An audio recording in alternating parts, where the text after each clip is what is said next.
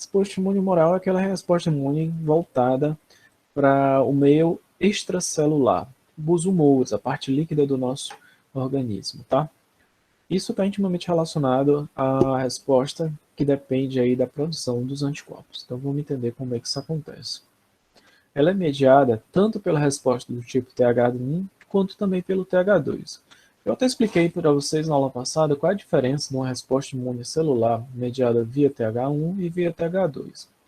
A TH1 nós temos uma resposta imune mais voltada para a resposta imune celular, onde você também tem a produção de anticorpos, tá? Anticorpos do tipo IgG, e esses anticorpos do tipo IgG têm a capacidade de opsonizar os micro-organismos e assim facilitar o processo de fagocitação dele, tá? Além da opsonização facilitar a fagocitação, também leva à ativação do sistema complemento, mediante a ativação tanto da produção de C3b, quanto como aqui está mostrando na figurinha, a produção de C3b, como também o complexo de ataque à membrana, que leva à morte da célula. Então, os anticorpos opsonizantes, eles têm esse papel voltado principalmente para a ativação da resposta imune celular, onde você vai ter fagocitose dos micro-organismos para a eliminação dele. Já TH2, ele tem tanto a questão da produção de anticorpos, que vão ter essa função também de opsonização e ativação do complemento, mas ela vai ter uma função complementar, que é a neutralização. A neutralização, o objetivo é exatamente, como vocês estão vendo aqui na figura, neutralizar esse micro-organismo. Essa animação aqui, infelizmente, não está funcionando, não sei porquê, aconteceu um erro com ela, e não é possível mostrar.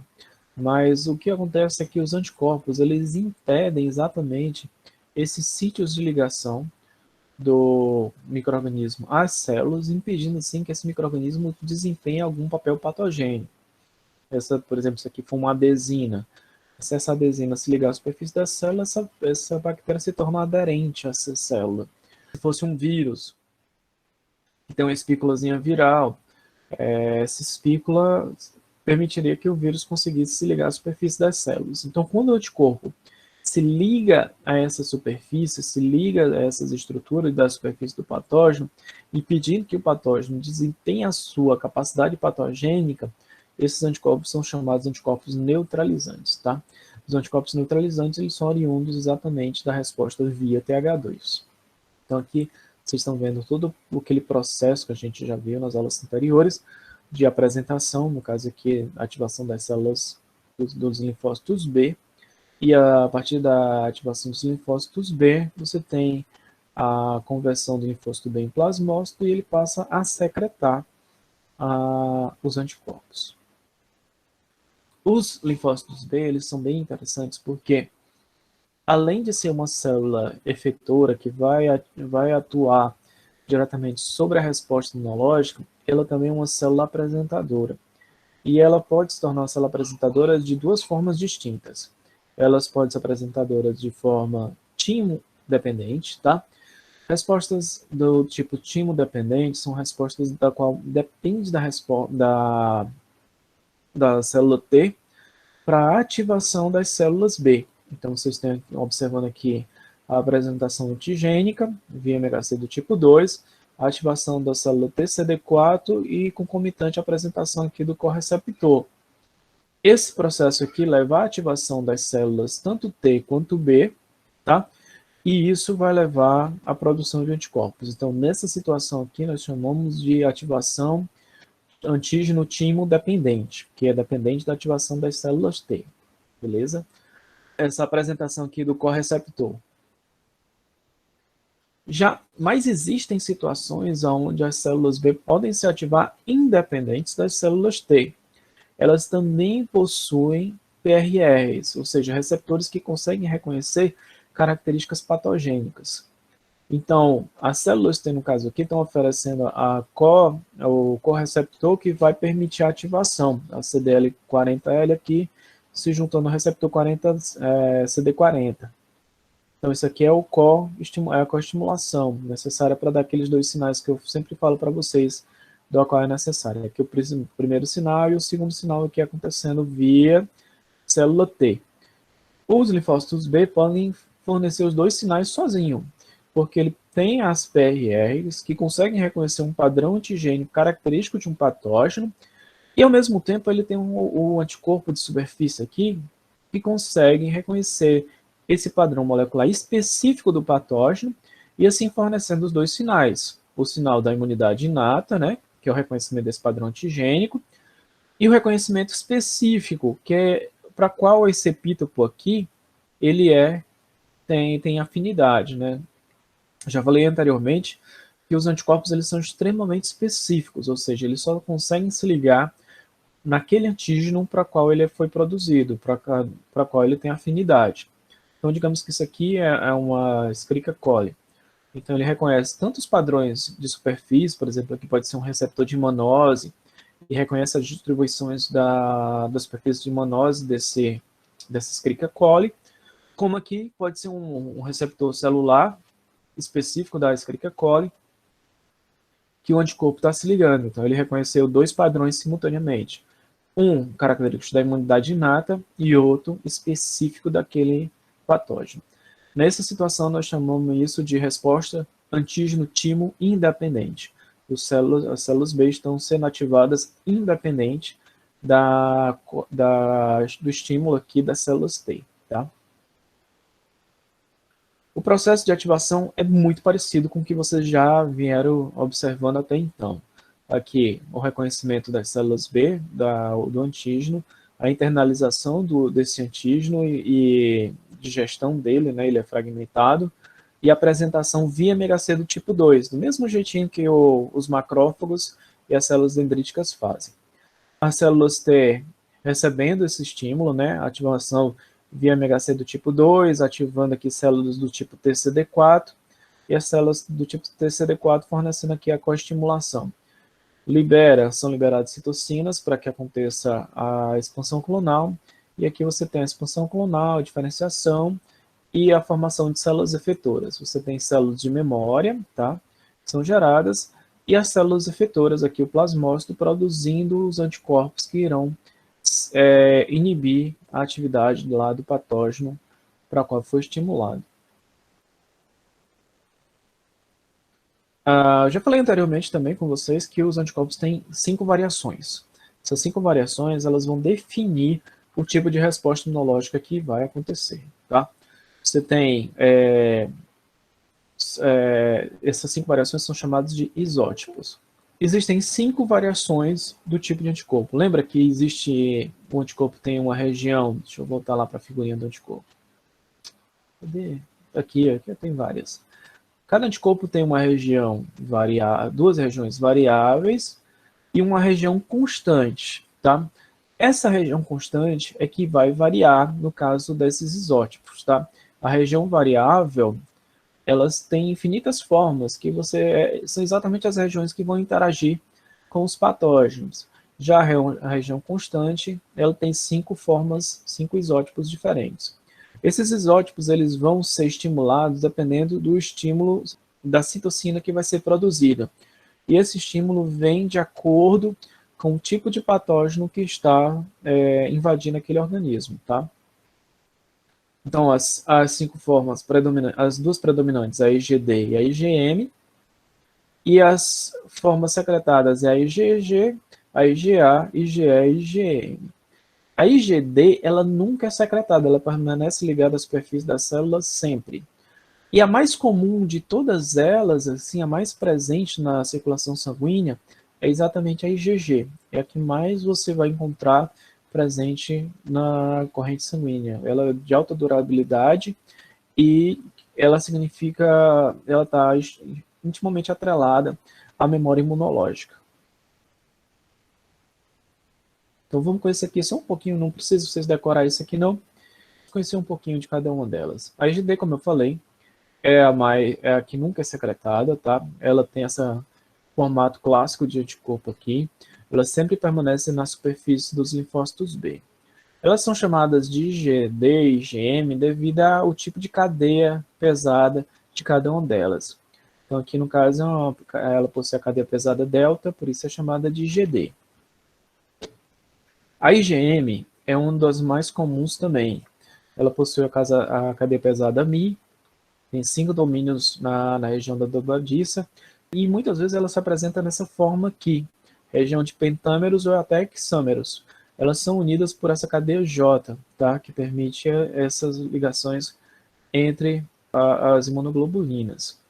Essa imunoglobulina, ela está presente em 10% do soro nas respostas imunoprimárias, então ela é bem importante na identificação de uma doença, no diagnóstico sorológico. Ela é bem interessante porque o que acontece? Como ela é presente principalmente na resposta imunoprimária, ela vai te dizer se você está doente ou não. Uma contextualização aqui, quando se fala aí dos testes sorológicos para COVID, né? O pessoal vai fazer os testes de IgM e IgG, né? O que quer dizer isso? Fazer teste, os títulos de IgM e IgG. Se você tem IgM contra a COVID, né? O que aquilo quer dizer? Que você está numa resposta imune primária. Quer dizer que você está ou está com pouco tempo que você teve a doença, ou você está doente. Essa imunoglobulina é a primeira a surgir, tá? É a primeira a aparecer no sangue quando a pessoa está infectada pela doença. Posteriormente, vai surgir a IgG, tá? Que é, como eu falei, a imunoglobulina mais comum no soro.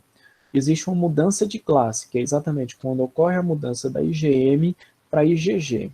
Então, quando você observa a presença de IgG na corrente sanguínea e não mais a presença de IgM, significa que aquela doença, no caso da COVID, já está curada. Ou que essa doença já tem algum tempo que está acontecendo, entendeu? Por exemplo, se for uma doença que demore mais tempo, que dure 20 dias, por exemplo, você não tem mais IgM, porque a IgM ela se manifesta em torno dos 20 primeiros dias.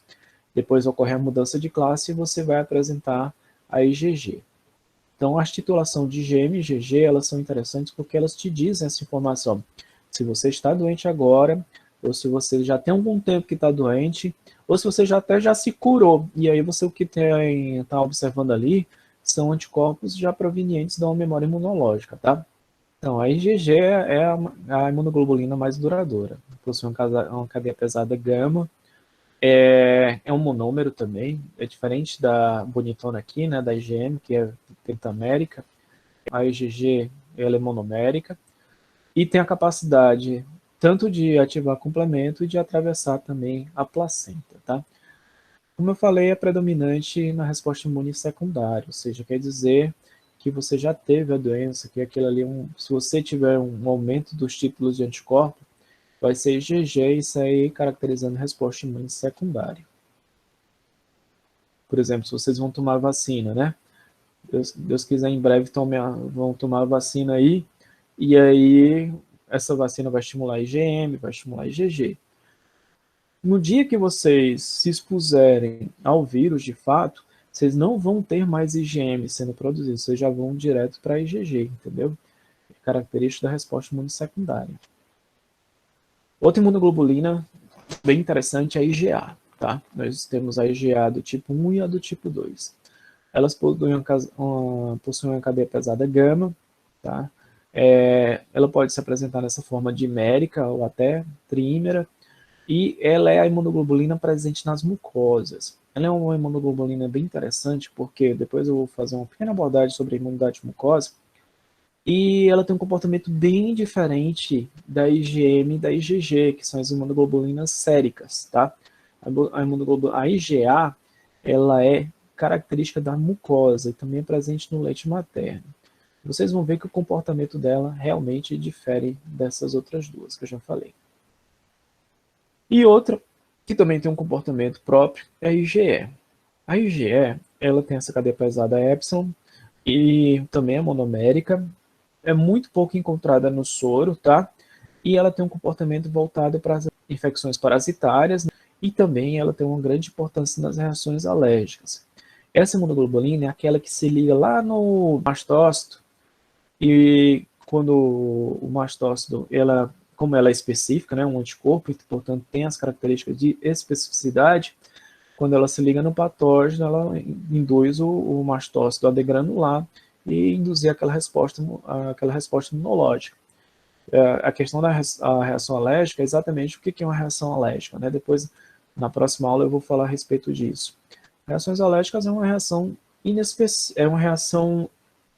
que acontece, uma reação imunológica contra algo que é inócuo, ou seja, algo que não deveria induzir uma resposta imunológica, como um alimento, poeira. Poeira não é patogênica, né? Não tem nada na poeira ali que possa causar alguma patogenicidade, ou pólen, entendeu? Então são coisas inócuas, coisas que não deveria fazer mal, e aí por uma característica genética, alguns fatores que envolvem a indução desse tipo de resposta, leva à formação dessa proteína, dessa imunoglobulina específica contra essa coisa inócua.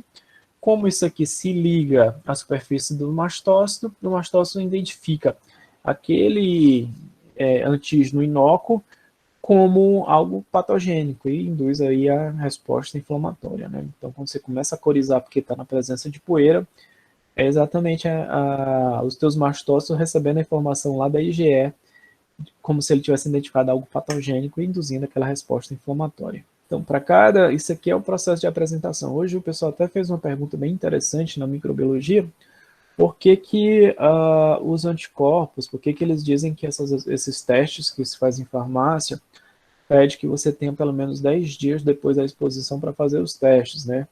Ou 10 dias depois de ter observado ali o início da doença.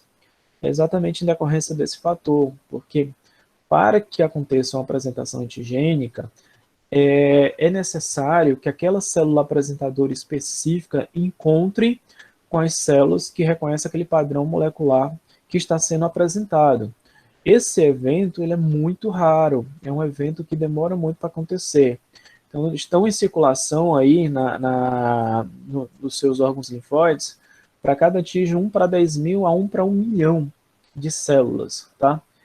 Isso quer dizer que um encontro aleatório entre um linfócito B e T para o mesmo antígeno é dessa ordem aqui, desse número aqui que eu nem sei ler direito. Então é um evento muito raro e por isso leva vários dias para acontecer esse reconhecimento antigênico.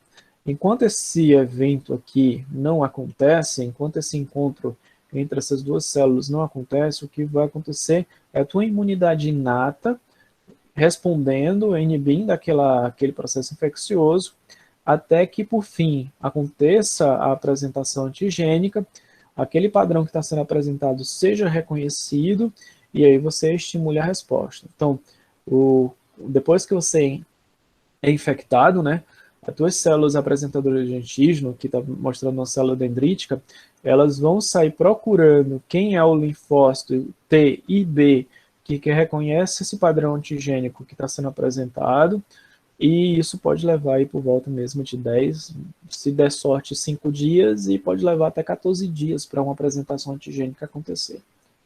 Enquanto isso não acontece, quem é responsável é a imunidade inata. E aí depois que acontece a apresentação, é que vai acontecer a produção de anticorpos, e aí sim, pela sorologia, né, que é onde acontece a pesquisa dos anticorpos, vai ser possível detectar esses anticorpos específicos contra aquele antígeno que foi apresentado, entenderam?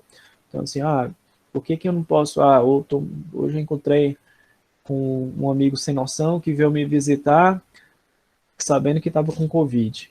Então, agora eu estou morrendo de medo, eu quero ir amanhã mesmo na farmácia para fazer meu diagnóstico. Não vai dar certo. A não ser que você vai fazer a pesquisa viral, né? A pesquisa que vai identificar a presença do vírus. Mas se você for pesquisar anticorpo, está muito cedo para esses anticorpos aparecerem, entendeu? Bom, como eu falei, eu vou falar um pouquinho aqui da imunidade mucosa. A imunidade mucosa, ela é bastante complexa, tá? Ela tem muitos detalhes a mais de tudo aquilo que a gente veio conhecendo até agora na nossa disciplina, porque a mucosa ela tem um compartimento totalmente distinto da imunidade sérica quando se fala a respeito do tipo de resposta imunológica que acontece. Uma das coisas que torna ela interessante, existem imunologistas que se devotam somente, inclusive tem vários imunologistas muito famosos que se devotam especificamente à imunidade mucosa, é exatamente porque ela é a parte do nosso organismo que está mais exposta. A mucosa, se vocês observarem bem, é um meio externo. Elas estão em contato com o ambiente externo do nosso corpo. E tem grandes funções com relação a isso. O trato respiratório, por exemplo, é um dos mais afetados. A Covid está aí para mostrar isso. A gripe, toda a maioria das doenças que são mais comuns para a gente, utiliza essa rota de entrada. Você vai, por exemplo, sarampo, entra por onde? Pelo trato respiratório. Gripe, resfriado, a maioria das doenças respiratórias que a gente não sabe nem o que está causando, pelo trato respiratório. Rubéola, pelo trato respiratório, entendeu? Então, a maioria das doenças que são comuns do nosso convívio utiliza as vias respiratórias para causar infecção. Então, a parte da nossa mucosa é utilizada para as trocas de gases, né, para a nossa respiração, e também é uma das grandes opções dos patógenos de entrada no nosso organismo. O intestino, responsável pela absorção dos nossos nutrientes, né? As atividades sensoras são todas mucosas também, os olhos, nariz, boca e garganta, todas fazendo parte das nossas atividades sensoras. E a reprodução, o útero e a vagina também, em contato com o meio externo, também é alvo de vários tipos de micro-organismos. Então, esse constante contato, e além de desempenhar outras funções importantes, geram a necessidade que esses tecidos desempenhem um bom papel imunológico, sendo que tem um porém. Além deles desempenhar esse papel imunológico, eles estão em constante contato com vários tipos de antígenos, sendo que alguns desses antígenos não são patogênicos. Ou seja, não é porque está em contato com o antígeno que necessariamente você vai ter ali uma resposta imunológica acontecendo. Por exemplo, a gente se alimenta. Nosso alimento é cheio de proteínas, de mais diversos tipos, de carboidratos, de mais diversos tipos. Imagina só se nossa mucosa reagir... Eita, tô gaguejeira. Imagina só se nossa mucosa reagisse contra os alimentos que a gente ingere, como se fosse um corpo estranho e, portanto, merecia ali uma resposta imunológica. Nós temos aí por volta de 10 a 14 micro-organismos comensais no nosso corpo. Ou seja, tem muita bactéria no nosso corpo. Eu até brinco com vocês que tem mais bactéria no nosso corpo do que a gente. Por volta de 1 quilo do nosso organismo é bacteriano. Imagina, 1 quilo do que tu pesa aí é bactéria. E essas bactérias são comensais, elas não estão te causando nenhum tipo de patogenia, e muitas delas até são benéficas, são capazes de sintetizar a vitamina K, sintetizar componentes do complexo B, mas ao mesmo tempo que mesmo tempo que essas bactérias elas são importantes até por outros motivos, até pela própria resposta imunológica, que elas conseguem, por competição, inibir outras bactérias patogênicas, elas também são oportunistas e podem causar doenças graves, entendeu? Como é que a mucosa lida com isso? Ao mesmo tempo que ela precisa permitir que vários antígenos interajam, até porque são importantes, porque a gente precisa se nutrir. Essas bactérias são importantes porque elas são nossas comensais e em alguns aspectos são até simbióticas a gente. E ao mesmo tempo evite as doenças, tá? Então vamos entender aqui um pouquinho. A mucosa ela tem vários comportamentos distintos daquilo que a gente observou na resposta imune-humoral. Uma delas, que depois eu vou falar aqui com um pouquinho mais de detalhe, é chamado de tolerância, tá? Os antígenos, eles têm capacidade de estimular. Normalmente, os antígenos não interagem diretamente com a superfície das células. Existe aqui o muco na parte superior. Eu tinha até uma figurinha melhor aqui, mas eu acho que não está nessa aula, está em outra. Esses micro-organismos eles não interagem diretamente com a superfície celular. No entanto, existem células especializadas, eu até comentei em outras aulas para vocês, capazes de lidar com a presença de micro-organismos que, porventura, tentem invadir o nosso organismo via mucosa. Uma delas aqui, por exemplo, é a célula M, que recebe esse nome, né, por serem imunofenestrada. Eu sempre comparo ela como se fosse Sabe aquele lençol bagunçado que você deixou na cama aí? A superfície da célula-M é muito parecida com esse lençol dobrado. Ele tem várias dobras nessa superfície. E aí o que acontece? Quando o micro-organismo interage com a superfície dessa célula, ela é capaz de fagocitar, tá? É uma fagocitose diferente, porque ela fagocita, mas não digere o micro-organismo, e ele realiza a transferência desse micro-organismo para uma região mais interna, na lâmina própria.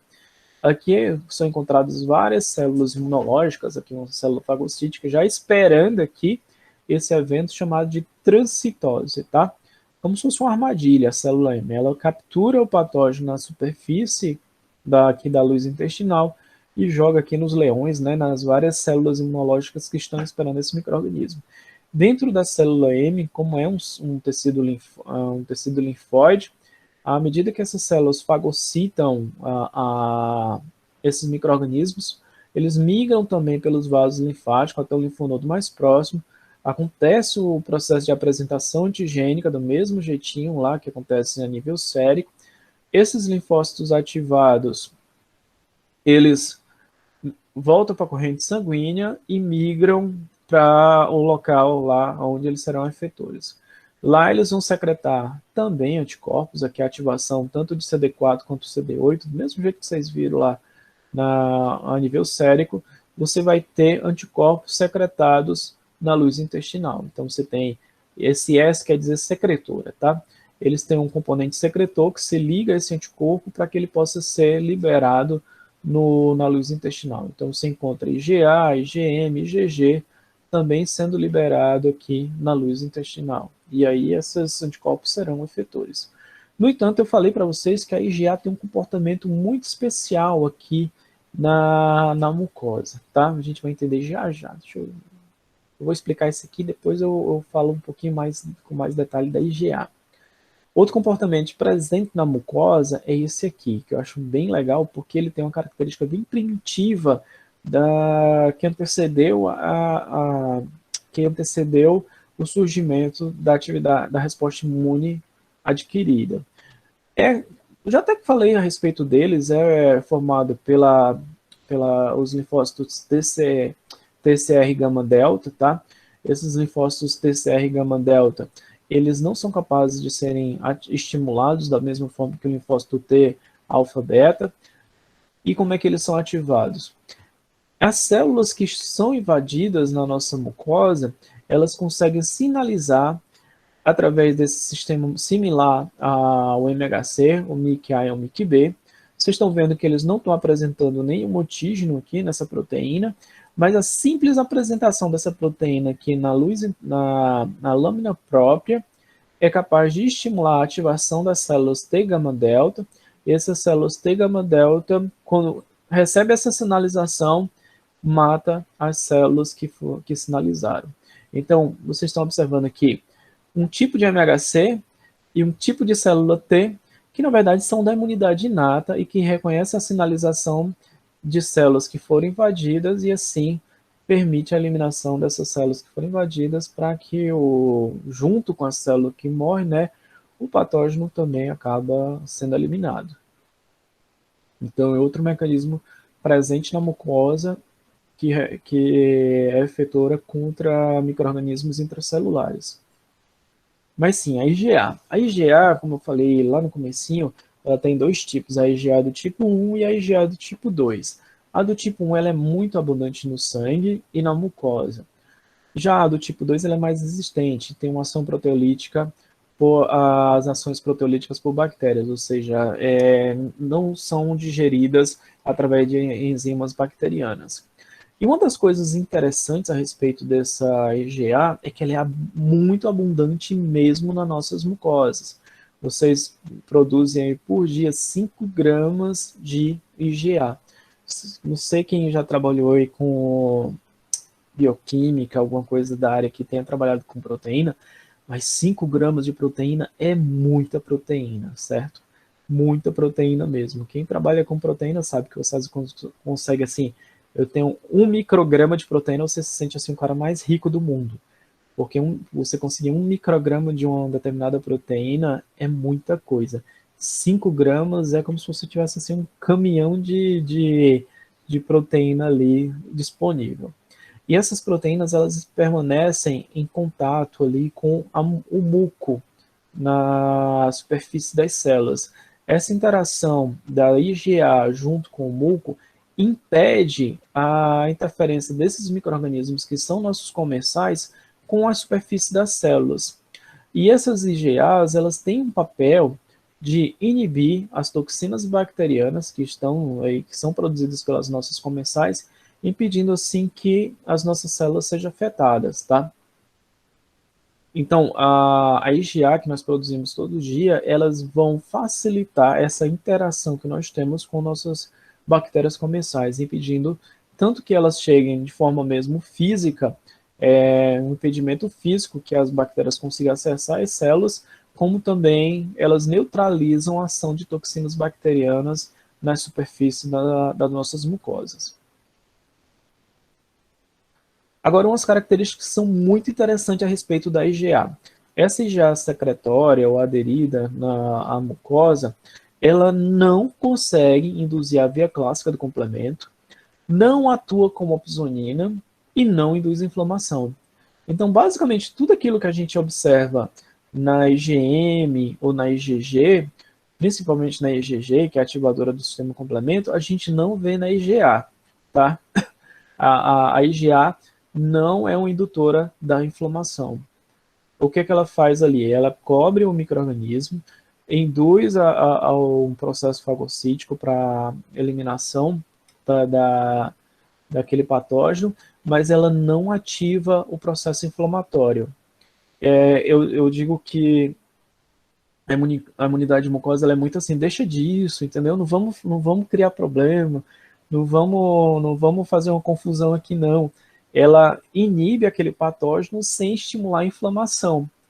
Isso porque, imagina, você tem um tecido ali de mucosa, que é um epitélio protetor e tudo mais, que você não quer que aquele epitélio protetor seja rompido, e que você tem um estado, quando você entra no estado inflamatório, você tem uma lesão naquele tecido, e que se você tiver uma lesão naquele tecido, você vai estar abrindo uma porta para futura ou infecções oportunistas.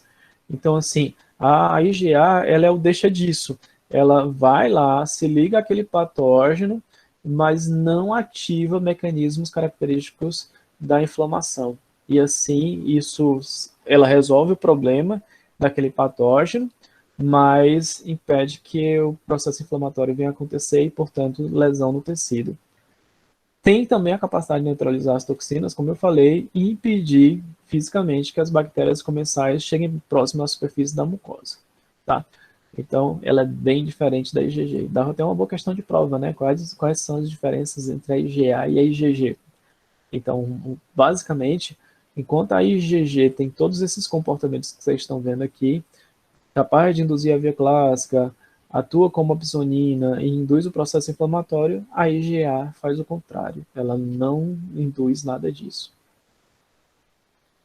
E isso tem um comportamento interessante que permite que nós possamos sobreviver, que é chamado de tolerância oral. Aquela história lá, como é que a gente consegue interagir com os nossos alimentos sem que os alimentos desenvolvam uma resposta imune imunológica? Então agora você já começa a entender. Isso se deve exatamente a essa tolerância oral. O sistema imunológico de mucosa, ele, na maioria das vezes, quando interage com o corpo estranho, quando você tem tanto uma persistência desse antígeno quanto uma dose muito elevada desse antígeno, o resultado que você tem é a tolerância. Então, o sistema imunológico compreende que aquilo ali não faz mal. Eu já até tinha conversado um pouquinho a respeito desse tipo de interpretação do nosso sistema imunológico com relação a determinados antígenos. Aquilo ali não faz mal e ela passa a não induzir uma resposta imunológica contra aquilo ali. Os possíveis linfócitos que reagiriam contra aquele antígeno sofrem apoptose e a partir de então ele tolera aquele corpo estranho, tá? Então essa tolerância oral ela acontece também com os nossos alimentos. Essa tolerância oral também é influenciada pela genética, né, principalmente dos genes de ômega C, os tipos de genes de apresentação que são apresentados, por isso que existem algumas pessoas que acabam não tendo, né, e existem algumas doenças que depois eu vou comentar relacionadas à ausência da tolerância oral.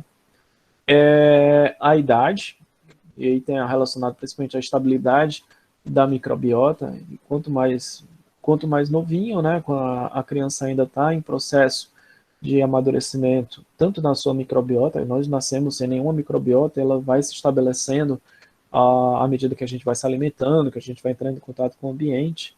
Para vocês terem uma ideia da velocidade com que isso acontece, a nossa primeira microbiota ela surge em 4 minutos depois que a gente nasce. Então, a colonização do nosso trato digestivo já acontece 4 minutos depois do nascimento. Então, é bastante rápido, né? E, ao longo do tempo, ela vai amadurecendo cada vez mais. E, na idade avançada, né, quando já na que a gente chama de imunossenescência, a microbiota ela começa também a alterar e a resposta imunológica ela já começa a ser menos competente e você pode ter problemas associados a bactérias oportunistas e tudo mais. E também o próprio processo de apresentação antigênica pode influenciar, também está relacionado às questões genéticas daquele indivíduo, e isso pode também, na verdade, não só gerar doenças, mas também gerar algumas características próprias daquela população, daqueles indivíduos, que são capazes de tolerar a presença de determinados antígenos, que outras pessoas não são capazes de tolerar. Isso acontece tanto para alguns animais, né? Alguns animais conseguem tolerar determinados patógenos sem nenhum problema. Não sei se vocês já ouviram falar da história que a hiena consegue comer carne podre, né? Consegue comer carne com antrax e tudo mais. Então, essas características das células apresentadoras e da influência do sistema imunológico sobre aquele tipo de patógeno ali permite que ela consiga se alimentar sem gerar um prejuízo para o organismo dela. Se a gente for fazer a mesma coisa que a hiena, a gente morre, né?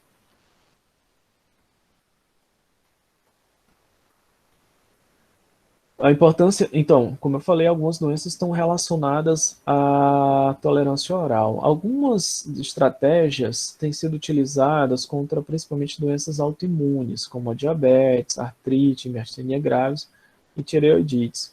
Essas doenças, estão relacionadas exatamente a doenças autoimunes. E o que é uma doença autoimune? É exatamente quando o sistema imunológico desenvolve uma resposta contra antígenos próprios. O seu próprio organismo se torna antígeno para o teu sistema imunológico. Tipo a diabetes, você tem lá receptores do pâncreas, que você tem, o corpo ataca esses receptores celulares das células pancreáticas.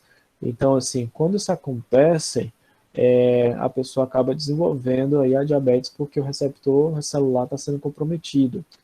A miastenia graves, lá a bainha de mielina, você tem, acaba se tornando antígeno para o sistema imunológico, aí o sistema imunológico começa a atacar a bainha de mielina. Então, dependendo do tipo de antígeno, ou do autoantígeno que está estimulando aquela resposta imunológica, a pessoa acaba tendo comprometimento. Então, o que se tem tentado é exatamente estimular essa tolerância oral, né? Estimular a tolerância do sistema imunológico contra esse autoantígeno, para exatamente deletar essas células que estão gerando o problema imunológico e assim a pessoa poder se recuperar. Infelizmente, essa estratégia não tem dado bons resultados. A gente entende o mecanismo, a gente sabe qual é o caminho que está acontecendo, mas esse tipo de vacinação, muitas vezes eles utilizam até essa terminologia, essa vacinação contra a doença autoantigênica, não tem tido bons resultados. Hoje eles usam imunomoduladores que permitem que as pessoas tenham uma vida mais normal, evitando assim as crises associadas às doenças autoimunes. Os transplantes também têm observado, seria bastante interessante, né, que há essa tolerância, porque quando você pega um tecido que veio de outra pessoa, esse tecido vem cheio de antígenos que nunca foram apresentados para o teu organismo. E aí o que acontece? A resposta imunológica induz aquele indivíduo, né, vai induzir uma resposta imunológica contra aquele tecido que entende como corpo estranho. Então, assim, a tolerância visaria que o teu organismo ignorasse aquele tecido que foi adquirido como um tecido patogênico, né, ele interpreta dessa forma, e assim tolere aquele órgão e a pessoa passa a viver numa boa. Então, assim, a proposta de indução de tolerância é muito interessante, mas, como eu falei, é uma área muito complicada, muito robusta eu tive a oportunidade de conhecer um pouco mais de tolerância de mucosa no meu mestrado e tem livros e livros e livros só falando de resposta imune de mucosa. Então, por enquanto, nenhum teste se mostrou assim com muito sucesso, né, comprovado na indução de tolerância para a obtenção de um tratamento contra essas doenças ou contra a rejeição de transplantes. Agora é engraçado que quando você não quer que haja tolerância, aí acontece. Por exemplo, uma questão bem interessante. Por que não existem muitas vacinas utilizando a rota de mucosa? A gente tem a vacina contra rotavírus, né? A vacina infantil contra rotavírus. Nós temos a Sabin contra a poliomielite. Então, assim, são duas vacinas que são por gotinha, né? E por que não todas, a criança se apavora quando vai tomar a vacina, né? Fica em pânico. Então, por que assim, sendo que é bem mais fácil dar só a gotinha, por que não dão todas as vacinas em gotinha? Exatamente porque, muitas vezes, quando você tem esse estímulo via mucosa, em vez de você induzir uma memória imunológica, induz uma tolerância. Que é exatamente o oposto, né? Enquanto a resposta imunológica induz ali a formação de uma memória imunológica, a tolerância induz a deleção daquelas células que responderiam contra aquele antígeno. E aí o seu organismo entende que aquilo ali não faz mal e, portanto, mesmo que você bote 1 tonelada de antígeno, seu corpo não vai responder mais imunologicamente contra ele. Então, assim, tem muita coisa para ser estudada dentro dessa área da imunidade mucosa.